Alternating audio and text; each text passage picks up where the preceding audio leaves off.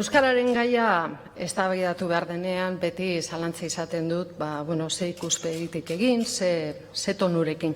Gaurko honetan pentsatu dut, batzuetan igual kotortu egiten garela gure jarreran, gure iritzietan, eta empatia gutxi izaten dugula. Horregatik, Gil jauna, gaur, zu ulertzen, zure lekuan jartzen ahaleginduko naiz. Eta pertsonala politikoa denez, eta esan bezala zu ulertu nahian, zure parlamentuko fitxara jo dut, hizkuntzen atalera. Eta ikusi dut, gaztelera.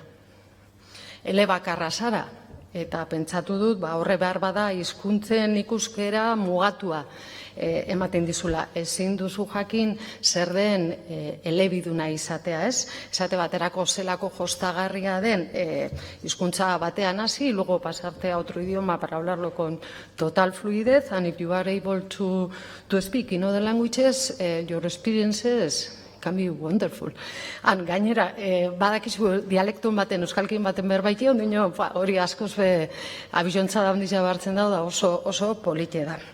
Bai, eleanitza izateak halako plastizitatea edo ematen dio burmuinari eta pentsamenduari ere bai. Elebakarra izatea izan liteke, zure jarreraren arrazoietako bat. Baina gero pentsatu dut akaso esperientzia txarra izan duzula euskararekin. Ez dakit nun bizizaren, baina, akaso zure ambulatorioan, ez dakit, mediko guztiak euskalduna dira, eta ez dakit, bakarren batzu bakarri dakitela gazteleraz, edo akaso administrazioaren lehiateriaren batean, edo ertzainen batek, modu txarrean inoz izain duzula, niri euskaraz. Edo agian, zure telebistako kate guztiak, bi edo kenduta dena dira euskeraz, eta Netflixen ere horri bitzen zara gaztelerazko pelikulak aurkitu ezinik.